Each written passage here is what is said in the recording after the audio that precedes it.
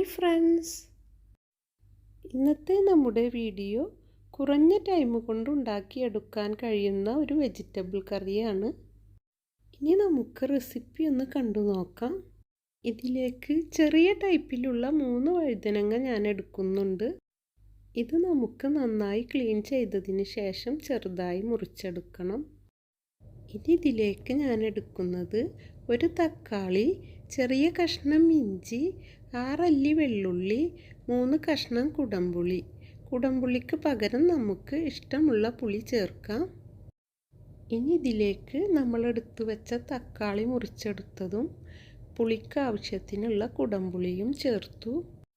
ഇനി ഇതിലേക്ക് മുറിച്ചെടുത്ത വെള്ളുള്ളിയും ഇഞ്ചിയും ചേർത്ത് കൊടുക്കണം.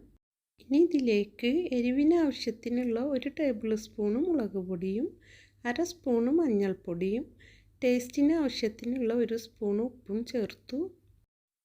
ഞാനിത് കുക്കറിൽ വേവിച്ചെടുക്കുന്നത് കൊണ്ട് ഈ ടൈമിൽ 1/2 കപ്പ് വെള്ളം ചേർത്ത് നന്നായി മിക്സ് ചെയ്തെടുക്കുന്നുണ്ട്. നമ്മളിത് കുക്കറിലല്ല വേവിക്കുന്നതെങ്കിൽ 1 കപ്പ് വെള്ളം ഈ ടൈമിൽ ചേർത്ത് കൊടുക്കണം.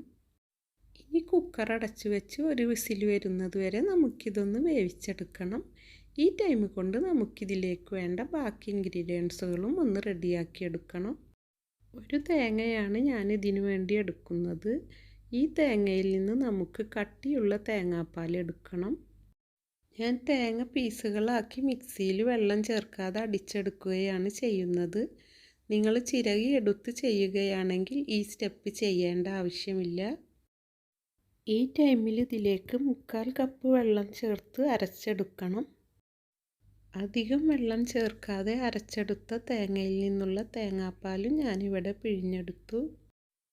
പാല് പിഴിഞ്ഞെടുത്തു ബാക്കി വന്ന ഈ തേങ്ങയിലേക്ക് 1/2 കപ്പ് വെള്ളം ചേർത്ത് വീണ്ടും അരച്ചെടുക്കണം. അരച്ചെടുത്ത തേങ്ങ ഞാൻ വീണ്ടും പിഴിഞ്ഞെടുത്തു. 2 പ്രാവശ്യമായി നമ്മളെടുത്ത തേങ്ങാപ്പാലും ഒന്നിച്ചു തന്നെയാണ് ഞാൻ ചേർത്തത്. നമ്മൾ നേരത്തെ കുക്കറിൽ വേവിക്കാൻ വെച്ചിരുന്ന വഴുതനങ്ങ ഇപ്പം പാകത്തിന് വെന്ത് വന്നു. ഇനി നമുക്കിതൊന്ന് നന്നായി മിക്സ് ചെയ്തെടുത്തതിന് ശേഷം നമ്മൾ എടുത്തു വെച്ച തേങ്ങാപ്പാൽ ഈ ടൈമിൽ ചേർത്ത് കൊടുക്കണം. ഇനി ഈ ടൈമിൽ ഇതിലേക്ക് 6 പച്ചമുളക് മുറിച്ചെടുത്തതും അല്പം കറിവേപ്പിലയും ചേർത്ത് നന്നായി മിക്സ് ചെയ്തെടുക്കണം. ഇനി ഇത് മീഡിയം ഫ്ലെയിമിൽ വെച്ച് ഇടയ്ക്കിടെ ഇളക്കി കൊടുത്ത് തിളപ്പിച്ചെടുക്കണം. ഇപ്പോൾ ഇത് നന്നായി തിളച്ച് വന്നു.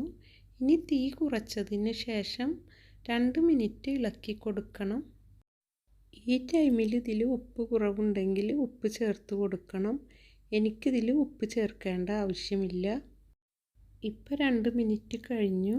കറി പാകത്തിന് കുറുകി വന്നു. നമ്മളിതിൽ ചേർത്ത പച്ചമുളകിൻ്റെ നല്ല സ്മെല്ലും വരാൻ തുടങ്ങി. ഇനി നമുക്ക് അടുപ്പ് ഓഫ് ചെയ്യാം. ഇപ്പോൾ അടുപ്പ് ഓഫ് ചെയ്തു. ഇനി നമുക്ക് ഈ കറി ഒന്ന് താളിച്ചെടുക്കണം. ഈ കറി താളിച്ചെടുക്കാൻ വേണ്ടി 2 അല്ലി വെള്ളുള്ളിയും 3 ചെറിയ ഉള്ളിയും ഞാൻ എടുത്തിട്ടുണ്ട്.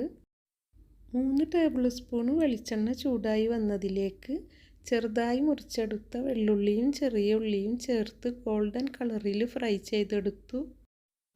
നമ്മൾ റെഡിയാക്കി വെച്ച കറിയിലേക്ക് ഇത് ചേർത്ത് 1 മിനിറ്റ് നമുക്കിതൊന്ന് അടച്ചു വെക്കണം. ഇപ്പോൾ 1 മിനിറ്റ് കഴിഞ്ഞു. ഇനി നമുക്കിത് നന്നായി മിക്സ് ചെയ്തതിന് ശേഷം സെർവ് ചെയ്യാം. ചൂടാറുന്നതിനനുസരിച്ച് ഇത് കുറുകി വരും. നല്ല ടേസ്റ്റി ആയിട്ടുള്ളൊരു കറിയാണ്.